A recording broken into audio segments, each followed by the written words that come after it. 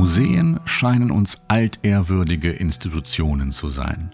Historisch betrachtet sind sie jedoch sehr jung. Gebildete und privilegierte Schichten in Preußen sehen sich im 19. Jahrhundert in der Tradition der Hochkulturen des Mittelmeerraumes. Griechenland, Ägypten und Rom werden somit zu Hauptthemen der ersten Berliner Museen. Mit dem Aufkommen der Idee von einem gesamtdeutschen Staatsgebilde soll auch die Geschichte der Menschen in den Vordergrund gerückt werden, die vor 2000 Jahren diese Gebiete bewohnt haben. Diese Menschen möchte man nun als seine Vorfahren begreifen und auf einen Sockel stellen. Aus diesen Gründen, aber auch zur seriösen Beschäftigung mit Archäologie und Geschichtswissenschaft, wird 1855 der Vaterländische Saal erbaut. In dem Zeitraum gab es schon die Auseinandersetzung mit der Antike, mit Ägypten, mit der Levante. Aber das eigene Vaterland, das hatte man nicht in Form von einem Museum. Und deswegen wurde dieser Vaterländische Saal ganz bewusst besonders ausgestattet. Man hat einmal die Architektur, die an einen alten Tempel erinnert, aber vor allem hat man den farbenprächtigen Fries der nordischen Götter, der oben herumläuft. Das Spannende an der Geschichte ist jetzt zum einen, dass in dem Planungsgremium, das diesen Fries geplant und dann auch ausgeführt hat, der preußische König selbst saß und gleichzeitig, dass dort sich eine Agenda ablesen lässt. Hier wurde ganz klar die Frage gestellt, wie schafft man es, eine zu dem damaligen Zeitpunkt auch schon pseudogermanische Religion mit dem damals vorherrschenden Christentum zusammenzubringen. Da wurden mehrere Dinge gesetzt. Das eine ist die Figur von Balder, also das ist der Sohn von Odin, der einer Erlöserfigur ganz ähnlich Jesus Christus, zumindest aus der 1855er Sicht gleichkommt. Loki, der eine sehr ambivalente Figur eigentlich in der Edda ist, wird ganz klar als böser Feuergott dargestellt. Und auch der Allvater, der nach Ragnarök herniederkommt und neue Gesetze gibt. Auch der wird sehr klar, also auch von seinem Bild her mit Gottvater oder mit Moses, der die Gebote bringt, gleichgesetzt. Und das ist eine ganz klare Idee, die dahinter steckt, dass man das zusammenführt, also dass man die damals gerade übersetzte Edda mit dem Christentum zusammenführt, um das Ganze in dieses vaterländische, in Anführungszeichen Deutsche zu überführen.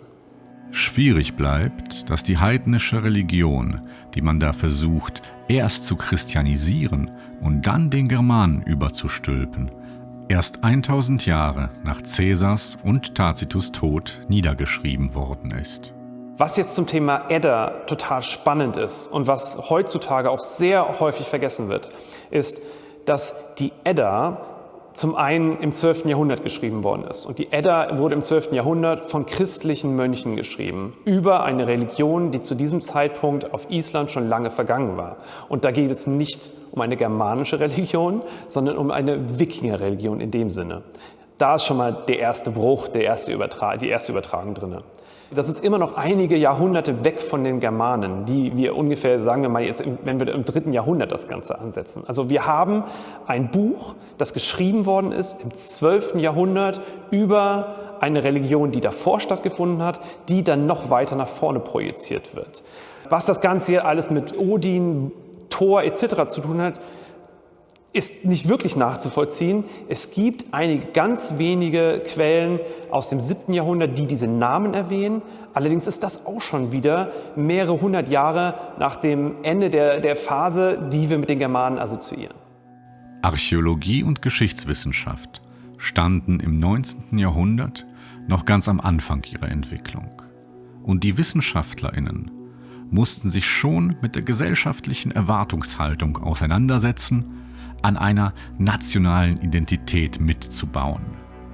Unter diesem Druck schafften es einige, moderne Wissenschaften zu begründen. Andere rutschten in die Esoterik und wieder andere in völkischen Rassismus ab. Das ist jetzt nicht so, dass diese Menschen oder die Forscher damals mit Methoden vorgegangen sind, die wir heute ablehnen, sondern da waren viele Forscher dabei, die für die damalige Zeit sehr methodisch fundiert gearbeitet haben. Es gab natürlich auch Forscher, die das nicht getan haben, die eine ganz klare Agenda im Hinterkopf hatten, die noch darüber hinausging, den Germanen in Deutschland sozusagen zu finden, sondern wie zum Beispiel Gustav Kossina, der eine ganz klare rassistische, völkische Agenda hatte und versucht hat, damit auch die Überlegenheit der germanischen Rasse zu belegen. Auch solche Menschen haben sich quasi in diesem Umfeld bewegt. Das 19. Jahrhundert generell ist ein Zeitraum, in dem Esoterik, in diese Vorstellung und die Wissenschaft ganz eng zusammenlaufen. Und teilweise entscheidet sich dann erst im Laufe der Forschung, ob es sich bei einer Theorie im Endeffekt um Esoterik oder wirklich um Wissenschaft handelt. Ein ganz interessantes, spannendes Beispiel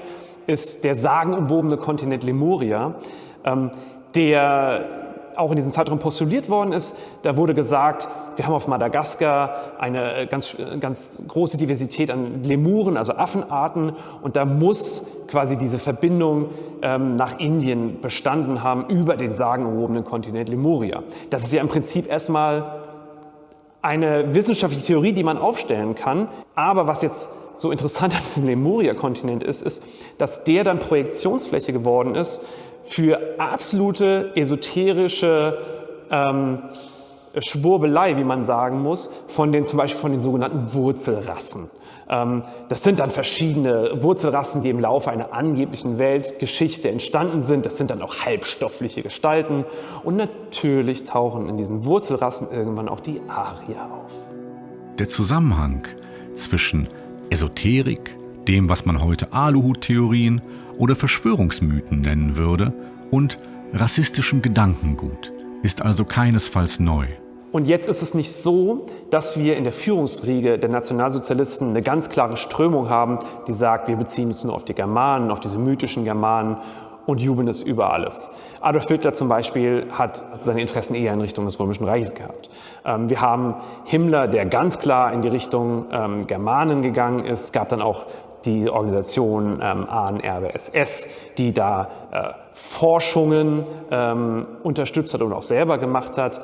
Göring zum Beispiel ging noch viel mehr in den Bereich Esoterik rein. Wie sich das Museum jetzt unter dem Direktor Unverzagt in diesem Zeitraum positioniert hat, ist ein Thema für eine Debatte. Das ist nicht ganz einfach zu erfassen und da gibt es natürlich auch unterschiedliche Meinungen.